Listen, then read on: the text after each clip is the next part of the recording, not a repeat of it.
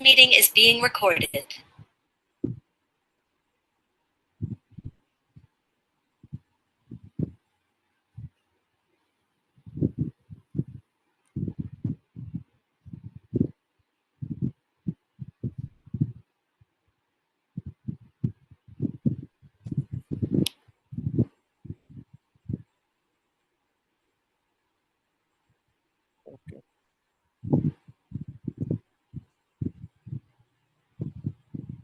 Hello प्रियम।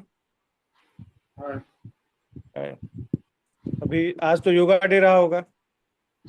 आज international yoga day है, तो हम लोग सारे गवर्नमेंट डिपार्टमेंट्स तो प्रोएक्टिवली पार्टिसिपेट किए हैं। हम्म। अच्छा, बाकी आपका कैसा चल रहा है? सब सही है। अभी बच्चों को गाइड करना है, जो आपकी स्ट्रेटजी रही है 2022 हाँ, मेंस में। ठीक है तो आप ये सेशन को बहुत स्ट्रेट फॉरवर्ड रखेंगे। तो मेनली ठीक है। फोकस यही है कि क्वेश्चन सिलेक्शन कैसे करना है, और पेपर 1 के अंदर इनऑर्गेनिक केमिस्ट्री को कैसे मैक्सिमाइज अटेम्प्ट कर सकें अगर हमें फिजिकल हमारी वीक है। क्योंकि कई बच्चे ऐसे नहीं जो फिजिकल क्रैक नहीं कर पा रहे हैं। तो उनके लिए एक ठीक है। स्ट्रेटजी ये हो सकती है कि इनऑर्गेनिक में क्या रिसोर्सेस फॉलो करें, और कैसे हम आउट ऑफ 5 क्वेश्चन 3 क्वेश्चन हम इनऑर्गेनिक से कर लें, और एक क्वेश्चन हमें केवल मजबूरी में फिजिकल का करना पड़े। थोड़ी रिस्की स्ट्रेटजी हो सकती है, लेकिन जिसकी फिजिकल कम वीक है उसके लिए स्ट्रेटजी पेड ऑफ कर सकती है। ठीक है, तो पहले हम लोग इस पे बात करते हैं कि इनऑर्गेनिक को कैसे मैक्सिमाइज करना है। या तो सबसे पहले देखिए कि ऐसा है कि physical chemistry most of the students होंगे, पेपर 1 में उनको ही इजी लगेगा वो, और हम्म ज़्यादा तैयारी वो फिजिकल केमिस्ट्री का ही करके जाएंगे। हम्म तो जो भी एग्जामिनेशन पेपर आपका, जो भी प्रोफेसर या टीचर जो भी चेक कर रहा है, उनको सारे कॉपी सिमिलर ही दिख रहे हैं, सेम न्यूमेरिकल्स, सेम डेरिवेशन, उस टाइप से ही। तो एक तो ये भी अच्छा है कि जिनका स्ट्रांग है फिजिकल केमिस्ट्री, जैसे मेरा एग्जांपल, मेरा फिजिकल केमिस्ट्री स्ट्रांग था, तो 2 बार मैंने ज़्यादा मैं मतलब ट्राई किया फिजिकल केमिस्ट्री ही अटेम्प्ट करने का, बट उससे हम्म मुझे लगा कि मैंने अच्छा परफॉर्म किया, फिर भी एवरेज मार्क्स आ गया। क्योंकि आपका हम्म कॉपी क्या है, यहाँ पे सब लोग तैयारी करके आ रहे हैं, आपका कॉपी स्टैंड आउट करना चाहिए, हम्म तभी जाके आपको एक्स्ट्रा रिवार्ड मिलता है, दैट 15-20 मार्क्स, जिससे आप 40-50 नंबर्स ऊपर बढ़ जाएंगे।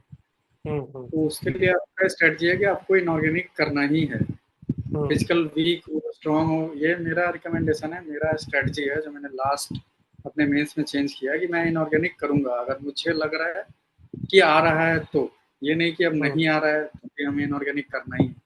हम्म। पूरा हम लोग अगर मतलब ये है कि इनऑर्गेनिक अगर करना है तो इनऑर्गेनिक पहले प्रिपेयर भी तो करना होगा। प्रिपेयर भी करना है, तो पहले हम लोग राइट। रिसोर्सेज की बात करते हैं इनऑर्गेनिक में। मैं ऐसे टॉपिक वाइज बात करता हूँ। सबसे पहले आपका है कोऑर्डिनेशन केमिस्ट्री और बायो इनऑर्गेनिक केमिस्ट्री। हम्म इसके लिए आपका बेस्ट बुक है हुई, जेम्स हुई। जेम्स हुई। अगर हम्म कुछ लोगों को ऐसे होता है कि थोड़ा वो फॉरेन राइटर है, कॉम्प्लेक्स लग रहा है उनका लैंग्वेज, या आप चीज़ें समझ नहीं पा रहे हैं, तो एकदम उसका सिमिलर वर्जन है एक इंडियन ऑथर अजय कुमार, आप वो भी रेफर कर सकते हैं। तो हम्म उससे आपका बायो इनऑर्गेनिक केमिस्ट्री और कोऑर्डिनेशन केमिस्ट्री ये हो जाएगा। देन हम्म हमारा बचता है उसके बाद आता है पी ब्लॉक। मेन उसमें ये ग्रुप। कई मेन ग्रुप कंपाउंड्स है, तो उसमें एक आपका है सल्फर नाइट्रोजन कंपाउंड्स, हम्म वो भी आपको जेम्स वही से ही रेफर करना है। बाकी जो आपके टॉपिक्स है, जैसे फॉस्फाजीन्स है, बोराजीन्स, बोरेन्स, हम्म हैलाइड्स, इंटर हैलोजन कंपाउंड्स, ये सारे, और एफ ब्लॉक जो भी लेंथेनाइड एक्टिनाइड का केमिस्ट्री है, इसके लिए हम्म। आपका बेस्ट बुक है जेडी। तो अगर आप ये 2 बुक कौन रेफर सी? करते हैं तो आई, जेडी ली, जेडी ली, ओके। ये भी ठीक है, इजी लैंग्वेज में है, कोई दिक्कत नहीं है। हम्म जिनको हम्म दिक्कत है जेम्स हुई के लैंग्वेज से, उनके लिए एक इंडियन वर्जन है अजय कुमार, तो वो आप हम्म रेफर कर सकते हैं, सेम ही कंटेंट है, कोई दिक्कत नहीं है। ये हम्म 2 बुक सफिशिएंट है अगर आप इनको अच्छे से करते हैं। तो हम्म इनऑर्गेनिक में आप जो नॉर्मल एवरेज जनता है उससे आप हम्म ऊपर रहेंगे, एज पे रहेंगे। हम्म और आपको इनऑर्गेनिक करना है तो ये नहीं कि वो बुक का पूरा पढ़ जाना है, आपको पीवाई क्यू देखते हुए कि यूपीएससी क्या पूछ रही है, कि इनऑर्गेनिक बहुत वास्ट है, कुछ आपको उसमें समझना नहीं है, मैक्सिमम आपको याद ही करना है। तो आपको जितना कम हो सके या जितना स्मार्ट प्रिपरेशन करना है कि हम इतना याद करके ही काम चल जाए, वो आपको पीवाईक्यू से दिखेगा।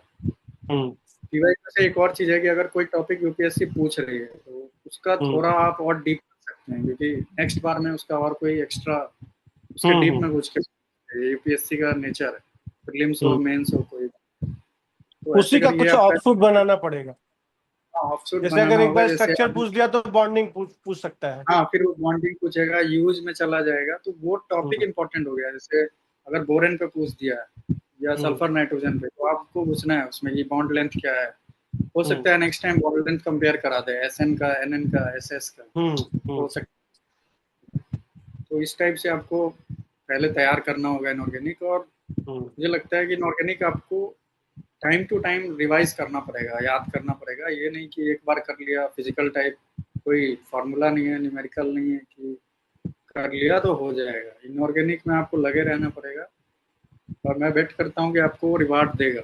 उसका रीज़न है कि आपको फिजिकल में टाइम ज़्यादा लगता है, डेरिवेशन थोड़ा सीखना पड़ता है, न्यूमेरिकल अगर कॉम्प्लेक्स आ गया तो उसका कैलकुलेशन है। बट इनऑर्गेनिक में कोई ज़्यादा घुमा नहीं पाएगा। अगर वो रिएक्शन है तो वो है, जो भी पूछेगा वो स्ट्रेट फॉरवर्ड है, अगर आपको आता है फटाक से लिख दोगे और नंबर मिलेगा ही। क्योंकि जो इनऑर्गेनिक चेक कर रहा है बंदा, वो भी मतलब ऐसा है कि कोई तो अच्छा कॉपी मेरे पास आए जिसको मैं रिवार्ड कर सकूं, उसका भी एक्सपेक्टेशन है। लोग सब फिजिकल भर के ही आ रहे हैं। ऐसा मैंने लास्ट अटेम्प्ट में किया था और मुझे रिवार्ड मिला है। मेरा एटलीस्ट 15 to 20 मार्क्स इंप्रूव हुआ पेपर 1 में। सिग्निफिकेंट जंप है वो, व्हाट? बहुत सिग्निफिकेंट जंप है मतलब। यस, 15-20 है, क्योंकि मार्क्स ऑप्शनल। 15-20 मार्क्स पेपर 1 में अगर आप करते हैं और उधर 15-20 मार्क्स, 40-50 मार्क्स में मतलब आप तो लिस्ट से बाहर और एएसपीएस में घुस जाएंगे। ऐसा है, बिल्कुल काफी बिल्कुल। डिफरेंस करता है 40-50 मार्क्स। हम्म देन हमारा नेक्स्ट क्वेश्चन क्या था कि सिलेक्शन मतलब कैसे करना है इनऑर्गेनिक का। तो वो हम पेपर खोल लें। तो एक बार आप पेपर 1 खोल लीजिए। ठीक है।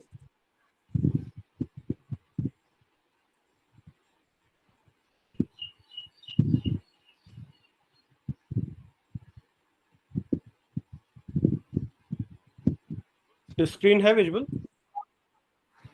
हाँ, स्क्रीन विजुअल है। देखिए क्वेश्चन नंबर 1 तो कंपलसरी है, इस पे बात नहीं करेंगे। ठीक है। 1 तो हमारा कंपलसरी है, इसमें कोई मतलब नहीं है, राइट। अब हमें 2 देखना है। तो आपने कौन कौन सा अटेम्प्ट किया था? मैंने किया था 1 तो कंपलसरी है, 4th किया, और उधर 5th 1, कंपलसरी है, और 1, 4, 6, 5, 7, 6, 7।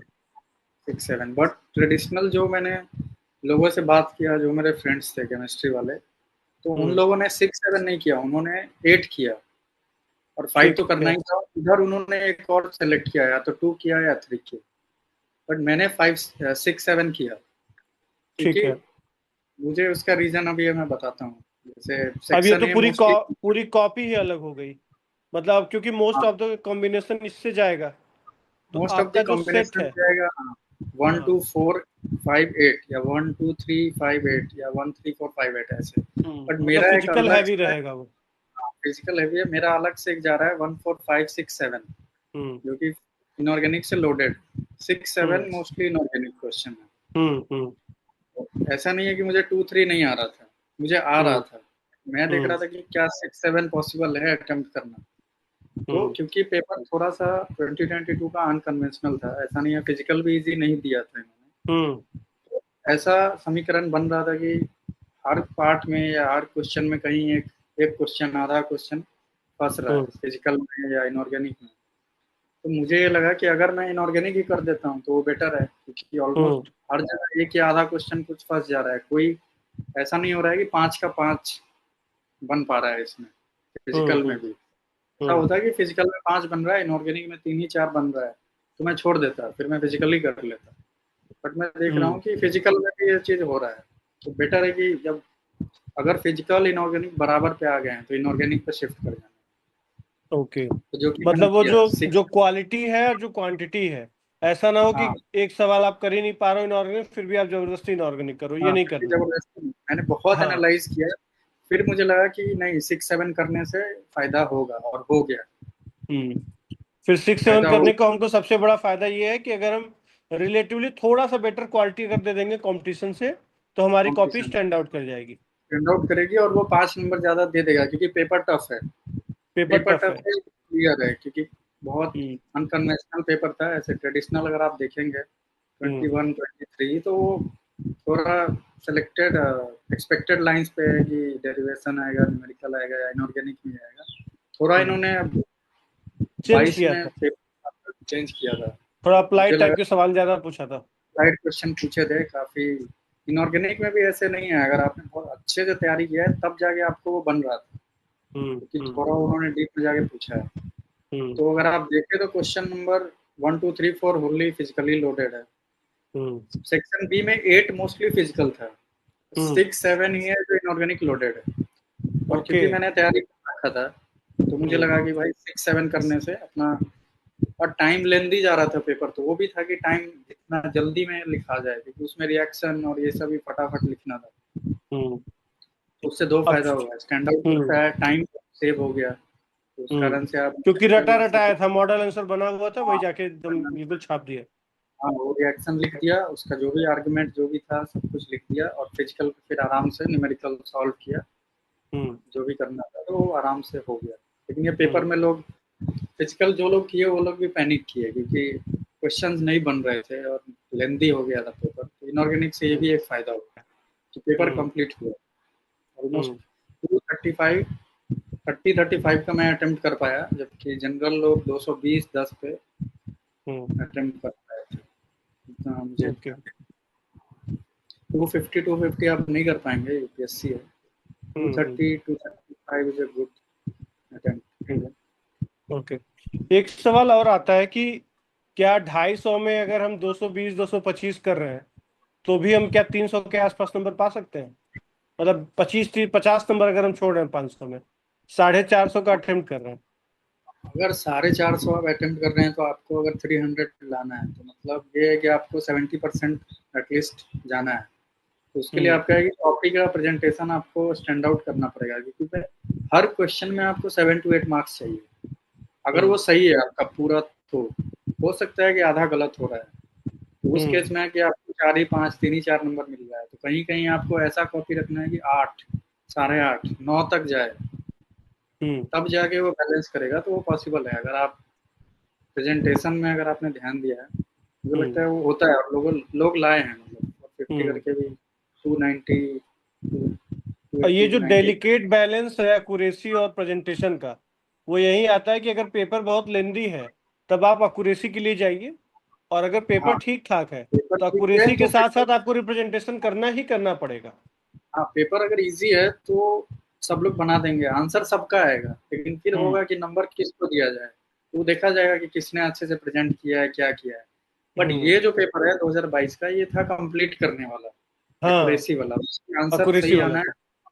और लिख देना है अच्छे से, और नंबर मिल जाएगा। और हम्म। इसी हिसाब से मिला भी है नंबर। हम्म। तो वो आपको वहाँ पे अब कोई आपको नहीं बताएगा, वो अपना जो आपका प्रैक्टिस है, जो आपका इतने दिनों से आप प्रैक्टिस कर रहे हैं, उससे आपको जज करना है कि पेपर कैसा जा रहा है। हम्म। तो हम्म। प्रेजेंटेशन करना है कि पेपर कंप्लीट करना है। ओके। बहुत इजी लग रहा है तो इससे ज़्यादा खुश नहीं होना है, कि हम्म। प्रेजेंटेशन का वहाँ पे करना पड़ेगा बहुत शानदार, तभी आएगा हम्म। नंबर, वरना 120 हम्म। 10 देके एवरेज आउट कर देगा। हम्म। 140 50 में जाने के लिए प्रेजेंटेशन इजी, पेपर में टफ में आपको कंप्लीट करना है बस। ओके।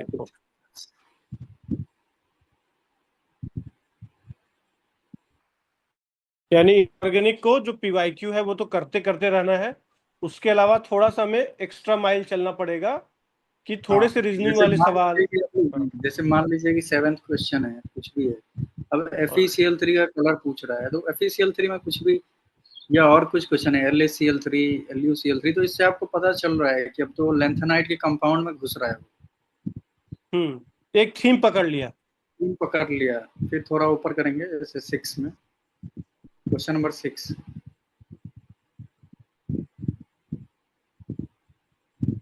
हाँ 6 में जैसे अब वो पाई डोनर लिगेंड्स में चला गया, बोरेन, वो बोरेन है B2H6, B2H6 वो बहुत पूछ रहा है, या जेनोन F6 पूछ रहा है, जेनोन F4, तो इसमें आपको पूरा जाना पड़ेगा कि भाई इसका स्ट्रक्चर क्या है, प्रॉपर्टीज क्या है, प्रोडक्ट का एक्सप्लेनेशन पूछ रहा है, तो हो सकता है नेम भी पूछ दे। ठीक है। वैसे आपको मतलब तैयारी करना पड़ेगा। अब जैसे यहाँ पे सेपरेशन वाला कॉन्सेप्ट पूछ दिया है, अब यहीं पे हाँ एक साल ऐसा पूछा है कि इसके हाइब्रिडेशन के बारे में पूछ दिया है, हाँ, सेप अगर जैसे हाइब्रिडाइजेशन उसके बारे में पूछ दिया है। ये वो +2 लेवल उसमें की चीजें हैं। पूछेगा वो, अब ये सब कंपाउंड इंपॉर्टेंट हो गया, मतलब वो कभी भी हम्म इस पे क्वेश्चन पूछेगा, और ये सब जेडीली में अच्छे से दिया हुआ है, अगर आप अच्छा। देखेंगे सारे रिएक्शन हम्म है, सब सब हम्म कुछ दिया हुआ है जेडीली में। हम्म ठीक है। तो मेनली आपका ये कहना है कि जेम्स हुई, जेम्स भी अजय ठीक है, कुमार। अगर किसी दिक्कत है तो वो अजय कुमार जा सकते हैं ऑब्लिक में, मतलब ये दोनों सेम ही है हाँ ऑलमोस्ट, उसका वो हाँ, इंडियन वर्जन है जे होगी का। ये थोड़ा इजी एच, टू अंडरस्टैंड है। इजी टू अंडरस्टैंड है, अगर किसी को वो नहीं समझ पा रहे हैं वही तो अजय कुमार, वरना दूसरा है जेडी ली। हम्म बट इसमें वो टॉपिक भी इम्पोर्टेंट है, किससे क्या करना है वो ज्यादा इम्पोर्टेंट जेडीली से मेन ग्रुप। है। जेडी ली से main group except SN compound, SN ऊपर से करना है, मतलब वही से करना है, ओके, इससे एसन करना है coordination, plus coordination plus bio inorganic, और इससे bio F block, inorganic F block भी करना है। हुई से ही, नहीं जेडी ली। जेडीली। ओके। और बायो इनऑर्गेनिक में इस बार ऐसे मुझे क्वेश्चन ज्यादा, एक आध ही क्वेश्चन दिख रहा है, बट बायो इनऑर्गेनिक में सबसे इम्पोर्टेंट है आपका स्ट्रक्चर, क्योंकि मेन आयन कहाँ पे है। आप हाँ। कितना भी कहानी लिखेंगे, अगर आपने उसका वो स्ट्रक्चर नहीं दिखाया Fe2+ में है या 3 में है, हम्म कोबाल्ट उसका जो 2 में, कोऑर्डिनेशन पर्सपेक्टिव से जो एक्सप्लेन वो, किया जाता है वो। हाँ, कि कैसे वो ब्रिज जो भी बॉन्ड कर रहा है हम्म हम्म एंजाइम कैसे से या ऑक्सीडेशन स्टेट चेंज हो रहा है, कैसे कोऑर्डिनेशन हो चेंज रहा हो है, रहा है। कैसे वो आपको और बड़ा दिखाना है आपको। लॉजिकल है वो, रट्टा नहीं है हाँ, बिल्कुल, कोऑर्डिनेशन केमिस्ट्री आ रही तो वो हो जाएगा। बायो इनऑर्गेनिक अगर आप ऐसे उसको समझ लेना है ऐसे कि कैसे वो बिहेव कर रहा है, तो पूरा दिमाग में हम्म फिट हो जाएगा, बस स्ट्रक्चर याद रखना है कि कब वो ऑक्सीडाइज हो रहा है, कब रिड्यूस हो रहा है, कब क्या हम्म एक्शन कर रहा है, तो वो उससे हो जाएगा। इनऑर्गेनिक के लिए इस बार मैंने 100 क्वेश्चन का लगभग एक क्वेश्चन बैंक बनाया, उसमें जो भी ये बुक्स हैं इससे ही हमने थोड़ा सा यूज करके, एआई का भी यूज करके उसको पूरा लॉजिकली अरेंज किया, PYQ प्लस PYQ का ऑफशूट। ओके, हाँ उससे हाँ, हो जाएगा, उसको अच्छे तब से उससे करने क्या है से। कि वो बुक को प्रोसेस करना नहीं पड़ेगा, आप डायरेक्टली वो बुक को हम, क्वेश्चंस को अटेम्प्ट कर लीजिए। हाँ यार कुछ। 3 चीज है, एक तो आप पहले सिलेबस खत्म कीजिए, सिलेबस जब आपका हो जाए तो PYQ और PYQ का ऑफशूट, ये हम्म 2-3 चीज अगर आप कर लिए हैं आपके पास, उसके बाद भी टाइम है, तो टेस्ट टेस्ट दीजिए, आप प्रैक्टिस कीजिए, लिखिए, और भी लिखिए, हम्म जितना तभी लिखेंगे वो उतना अच्छा क्रिस्टलाइज है। होगा। हाँ हम्म फिर वो आपके लिखेंगे, गलती होगा वो दिमाग में फिर बैठ जाता है, हम्म। फिर एग्जाम में उतर जाएगा वो चीज। अब अगर हम पेपर 2 में क्वेश्चन सिलेक्शन की बात करें तो 1 तो पेपर 2 में कंपलसरी हाँ, हो गया। हाँ इन जनरल अगर बात करें तो सेक्शन ए है, सेक्शन बी है। हाँ सेक्शन ए में मोस्टली आपका वो पूछेगा reaction mechanism, named reaction, reagent या रीअरेंजमेंट, ये सब पूछता है। हम्म सेक्शन बी जाएंगे तो फोटोकेमिस्ट्री और हम्म पेरीसाइक्लिक, उसके बाद एक स्पेक्ट्रोस्कोपी, पॉलीमर, ये सब रहेगा। हाँ पेपर सेक्शन बी ज्यादा स्कोरिंग है okay. As compare to section A, but hmm वहां पे एक कैveat फिर से जुड़ा है कि अगर आपको क्वेश्चन नहीं आ रहा है सेक्शन बी में, तो हम्म वहां पे आपको कोई वो नहीं मिलेगा स्टेप मार्क्स, जैसे हम्म सेक्शन ए में अगर आप मैकेनिज्म बीच में छूट गया, एंड प्रोडक्ट आ गया, इस टाइप से अगर चल रहा है, तो आपका हो सकता हम्म है कि 7 नहीं मिले, 8 नहीं मिले, 5 मिलेगा, 6 मिलेगा। उधर हम्म आपने अगर गलत किया तो 0 मिल जाएगा, हम्म क्योंकि स्पेक्ट्रोस्कोपी का कंपाउंड गलत आ गया तो 0 नंबर मिलेगा आपको। भले ही बिल्कुल आपने बैंड, स्टेप मार्किंग नहीं होगी फिर। हाँ, बहुत से बैंड्स आपने निकाल दिए, एक बैंड गलत हो गया, कंपाउंड गलत आ गया। हम्म वैसे ही फोटोकेमिस्ट्री में है कि एक भी थोड़ा इधर घूम गया है, पेरिसाइक्लिक में उल्टा घूम गया, तो प्रोडक्ट हम्म अलग बन जाएगा, फिर वो नहीं मिलता है उसमें। लेकिन अगर आपको आता है, आपको लग रहा है कि भाई मैं सेक्शन बी मुझे आ रहा है, तो आप सेक्शन बी अटेम्प्ट करें। ये मेरा रिकमेंडेशन है। मैंने सेक्शन ए किया था क्योंकि मुझे सेक्शन बी में लग रहा था कि कोई एक दो बैंड या कुछ क्वेश्चन ऐसे फंस रहे थे कि मेरा नहीं हो पाएगा।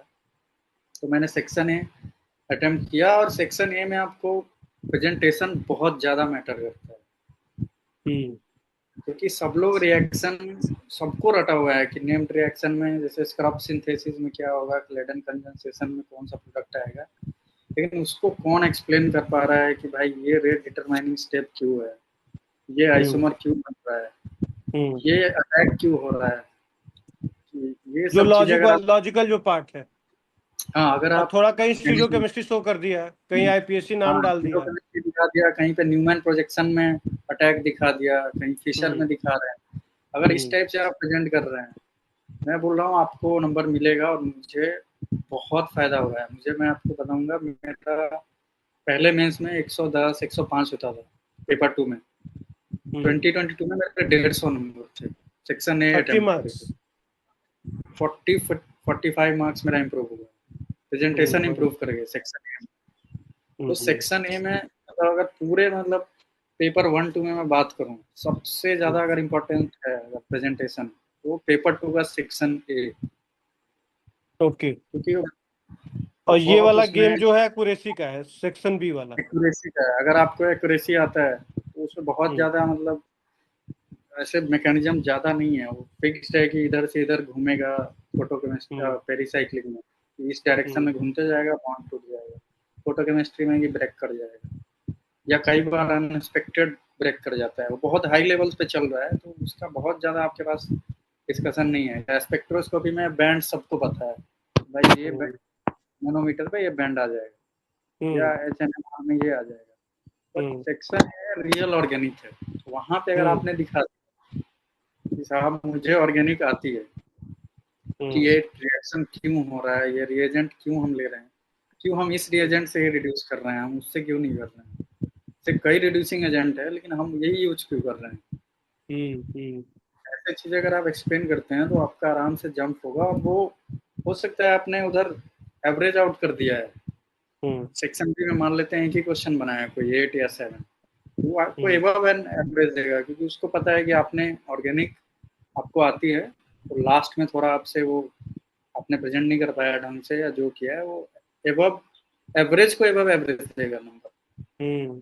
पहले वो इम्प्रेस हो चुका है, वो इम्प्रेस हो चुका है कि इस बंदे को ऑर्गेनिक आता है, बहुत अच्छे से आता है, तो उधर उसका थोड़ा टाइम कॉम्प्रोमाइज हुआ है, तो उसको पता है ये इसको आता है, तो 5 की जगह 6 दे देगा, 7 दे देगा, ऐसा और ये होगा। कोर ऑर्गेनिक सेक्शन है जो है, कोर ऑर्गेनिक, जिसमें आपने अगर आप इम्प्रेस कर दिया उसको, ये मैकेनिज्म, रिएक्शन, RDS, या प्रोडक्ट में भी 2 प्रोडक्ट थोड़ा क्यों बन ग्राफ रहा आप है, बना दिया, एमोडायग्राम बना दिया, ग्राफ बना दिया, स्टीरियो आइसोमर है कि स्ट्रक्चरल आइसोमर है, कॉमन नेम कहीं दे दिया किसी का, ठीक है। दूसरा आपको, और मैं 3-4 चीज बताता हूँ जो आपको पेपर 2 में लास्ट में हेल्प होता है। पेपर 1 में तो ठीक है, आपने इनऑर्गेनिक रट लिया, फॉर्मूला बना लिया थोड़ा लास्ट में रटने के लिए। पेपर 2 में एक बहुत क्रिटिकल चीज है जो मैंने प्रॉब्लम फेस किया है, कॉमन नेम। कई बार होगा कि बहुत सिंपल क्वेश्चन होगा कि what is the product when XYZ reacts with this. अब XYZ ही नहीं समझ आ रहा है, पता पूरा है कि स्क्रब सिंथेसिस क्या है या बेयर विलेजर क्या है, बट वो कंपाउंड ही नहीं पता चल रहा है कौन सा है। मैं क्या करता था, कॉमन नेम मुझे जहां भी प्रैक्टिस कर रहा हूँ, PYQ, टेस्ट सीरीज या सिलेबस में, मैं एक पेज पे लिखते जाता था सारे कॉमन नेम। और एग्जाम जस्ट इंटर करने के पहले जो गैप मिलता है 1-2 घंटा, उसमें मैं वो रिवाइज करता था।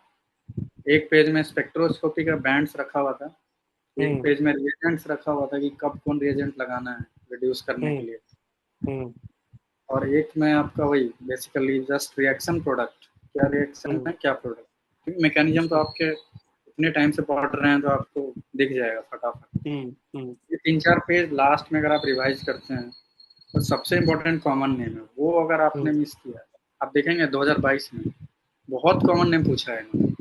अगर कॉमन नेम नहीं पता होता तो इजी क्वेश्चन छूट जाएगा, ऐसा छूट जाता। हम लोगों ने 2022 में, याद होगा, एक कंपाइलेशन भी बनाई थी कॉमन नेम, कंपाइलेशन बनाया था कॉमन एक नेम वीडियो भी का। बनाया था मैंने। हाँ, बहुत फायदा है।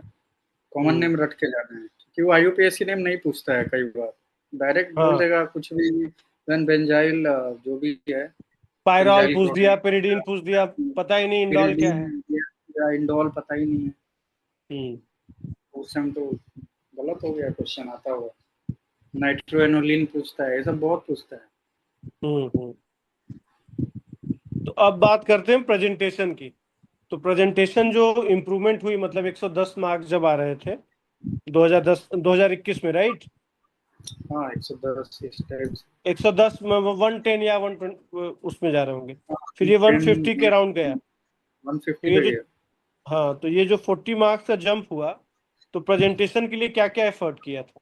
प्रेजेंटेशन के लिए मैंने 7 8 10 एक जगह पेज पे मैं लिख लिया था। जब मैं प्रैक्टिस करता था तो मैं बगल में वो पेज रखता था या दिमाग में रखता था वो चीज़। सबसे पहले कि मुझे जहाँ पॉसिबल हो एनर्जी डायग्राम बनाना है, जहाँ पॉसिबल हो मुझे उस रिएजेंट का नाम लिखना है, रिएक्शन अगर कोई बीच में स्टेप में कोई नेम्ड रिएक्शन आ रहा है वो लिखना है। हम्म। उसके बाद स्टीरियो आइसोमर बन रहा है, RDS क्यों हो रहा है उसका, वो अगर आप दिखा सकते हैं रेट हम्म। डिटरमाइनिंग स्टेप कैसे अटैक हो रहा है। हम्म। और कौन सा इंटरमीडिएट बन रहा है? उनका इंटरमीडिएट बन रहा है, उस पर थोड़ा आप लिख रहे हैं फिर कि उसकी क्यों रिएक्ट ऑप्टिकल कर सकते एक्टिविटी है कि नहीं है, हैं। हाँ, इनैंसियोमर है कि डायस्टेरियोमर है। ये सब चीज़ें अगर आप दिखा रहे हैं, 7 8 10 चीज़ें, हर जगह ये नहीं पॉसिबल है, जहाँ जो पॉसिबल है वहाँ लेकिन दिखाना एक है। चेकलिस्ट होनी चाहिए। जैसे एक मैंने एक चेकलिस्ट याद चेकलिस्ट, होगी, हाँ। जब कॉपी में चेक कर रहा था स्टार्टिंग हाँ, में, जब वो पहली कॉपी आई थी। हाँ। चेकलिस्ट, क्योंकि आपको जो पहली कॉपी मिली होगी तो आपने देखा होगा प्रेजेंटेशन में इसका नहीं है, जो कि नहीं था। मैं डायरेक्ट हाँ, रिएक्शन लिखता था, टक टक उड़ाया मैकेनिज्म इधर से उधर और आंसर डायरेक्ट निकाल आंसर और दूसरा मैकेनिज्म, पूछा है चाहे नहीं पूछा है, मैकेनिज्म लिख दे रहे थे। तो फिर हम लोगों ने उसको करेक्ट किया था कि मैकेनिस्टिक फीचर लिखो अगर मैकेनिज्म नहीं पूछा है तो, हाँ। rather हाँ, देन एटलीस्ट मैकेनिज्म वो, लिखने के। हाँ, डिमांड अगर डिमांड को एड्रेस करना था। हाँ, अगर मान लेते हैं 5 नंबर में नेम्ड रिएक्शन आ गया, तो भाई 8 स्टेप तो हम नहीं लिख पाएंगे। तो हम्म। एटलीस्ट लिख देंगे कि when this react with this step, at least उतना लिख के प्रोडक्ट का नाम ये सब लिख के थोड़ा 4-5 फीचर लिख दिया कि भाई 5 ARSN2 है, इसमें इन्वर्जन हो रहा है कि नहीं हो रहा है, कौन सा RDS है, और इलेक्ट्रॉन 10-15 डोनेटिंग नंबर ग्रुप का रेट को बढ़ाएगा घटाएगा। तो बढ़ाएगा, जो या इलेक्ट्रोफाइल कौन सा ज्यादा है, देन, न्यूक्लियोफाइल। हाँ, मैकेनिज्म लिखने से अच्छा है कि वो 5-6 फीचर्स बिल्कुल छाप के आ जाए। या और अगर 10-15 नंबर का आ रहा है फिर तो हमें पूरा एक्सप्लेन करना ही है। बिल्कुल बिल्कुल। फिर हम सेम मैकेनिज्म में भी ट्राई करेंगे कि स्टीरियो केमिकल मैकेनिज्म लिखें, जहाँ स्टीरियो हाँ, केमिस्ट्री भी हम बता सकें। कि इधर मतलब बैक ऐसा से मैकेनिज्म लिखें जहाँ 180 कायरल डिग्री, सेंटर इन्वॉल्व हो। हाँ 180 डिग्री पे अटैक क्यों हो रहा है, फ्रंट से अटैक हो रहा है, ये भी दिखाने हम्म। से SN1 है या SN2 है, बैक से क्यों अटैक हो रहा है, SN1 हम्म। में हम्म। क्यों भाई सामने फिर डायरेक्ट दो होमो प्रोडक्ट। कहाँ से आ रहा है, लूमो कहाँ से जा रहा है, ये सब पूरा।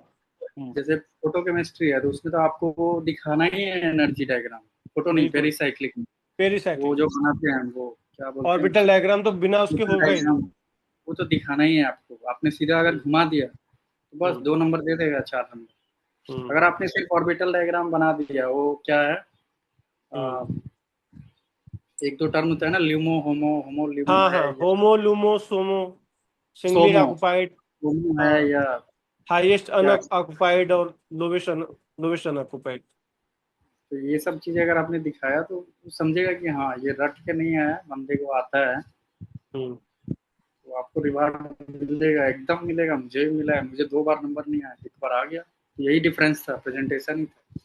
क्वेश्चन हम्म। मुझे आता था, उस टाइम भी आता था क्वेश्चन, ऐसा नहीं है। बट मुझे इस जहां बार तक यही याद है तुम्हारे ज्यादातर न्यूमेरिकल्स और ज्यादातर क्वेश्चन सही होते थे। सही प्रॉब्लम होते थे, केवल बट वो, रिप्रेजेंटेशन वाली थी। हाँ, क्योंकि एक तो मेरा राइटिंग थोड़ा खराब था, बट उससे कोई बहुत इम्पैक्ट नहीं पड़ता है केमिस्ट्री में। हम्म। लेकिन आप अगर जितना साफ सुथरा अच्छे से आप दिखा रहे हैं हम्म। तो अच्छा है। अगर कई बार ऐसा होता है 15 नंबर का क्वेश्चन है, एक ही पेज हम्म। है, हम्म। तो वो तो आप नहीं कर सकते, आपको बीच में लाइन खींचना पड़ेगा, क्योंकि आपको हम्म। दिखाना पूरा है। हम्म। ये नहीं है कि आप 15 नंबर में एक ही पेज है तो एक पेज लिख के चलेगा, नहीं, पेज को अच्छा, आपको मतलब पूरा हॉरिजॉन्टल ना लिख के वर्टिकली डिवाइड करके वर्टिकल में इतना लिखा फिर। हाँ, दिखाना पड़ेगा। और 5 वो नंबर में कभी अवेयरनेस होनी चाहिए। अवेयरनेस होनी चाहिए। 5 नंबर में 2 पेज दे दिया है, तो ऐसा मूर्ख हम्म। नहीं है कि 2 पेज भरेंगे। हम्म। बस 5 नंबर लाइक, मतलब जितना पूछा है उतना ही हमें ध्यान देना है। 5 नंबर है तो 5 नंबर टाइप ध्यान देना है। 15 नंबर है तो 15 नंबर टाइप देना पड़ेगा ध्यान, तब जाके 12 देगा, 10 देगा, 8 नंबर दे देगा। ये सब चीजें अब मतलब होता है, कई बार मिस हो जाता है। 5 नंबर में हम लोग शुरू में पहला क्वेश्चन है 5 नंबर का 2 पेज लिख के, वो उससे आपका टाइम वेस्ट हो रहा है और कुछ नहीं। और वो नंबर भी नहीं पड़ा उससे। कुछ नंबर नहीं, 5 में अगर मैं खराब लिखूंगा तो 3 देगा, 3.5 देगा। आप बहुत अच्छा लिखेंगे 4 देगा। लेकिन 15 में मैं अच्छा लिख दिया तो मुझे 12 मिलेगा, आपको 7 मिलेगा। तो डिफरेंस ये देखना है, कंपटीशन यहाँ पे है। अब एक और चीज पूछनी थी मुझे कि अब तो ये क्वेश्चन सिलेक्शन वाला मेजर इशू था, और इनऑर्गेनिक को कैसे मैक्सिमाइज करेंगे, ये दो इंपॉर्टेंट स्ट्रेटजी जो मुझसे लेनी थी। अब बात करते हैं कि क्वेश्चंस प्रैक्टिस कहाँ से किया। तो पहले ठीक है, पीवाईक्यू की बात कर लेते हैं। एक तो पीवाईक्यू सोर्स रहा होगा। पीवाईक्यू रहा है ऑब्वियसली। पीवाईक्यू तो मतलब उसको आपको घोल जाना है रट के, क्योंकि 2 कारण है। एक तो क्वेश्चन रिपीट होगा, कभी ना कभी क्वेश्चन नहीं हो हुआ ही तो जाएगा। क्वेश्चन नहीं हुआ तो कंसेप्ट तो रिपीट होना ही होना।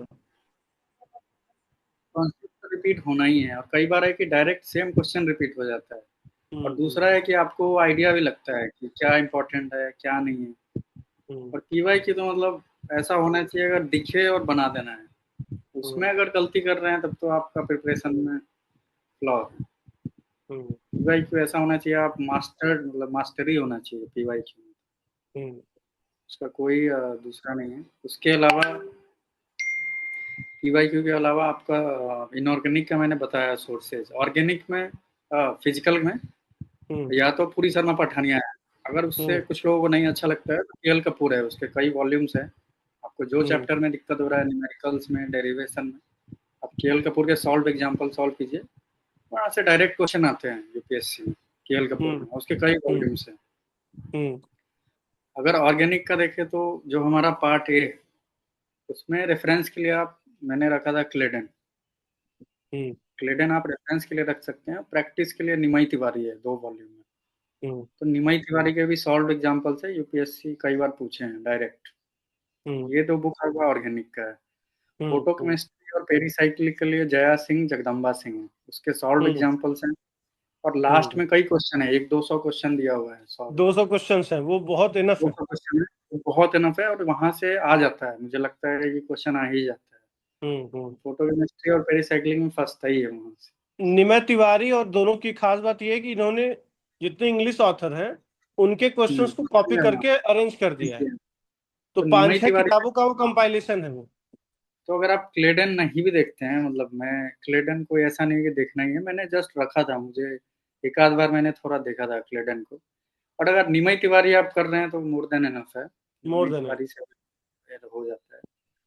और फोटो और पेरी केमिस्ट्री में जगदम्बा सिंह, जया सिंह।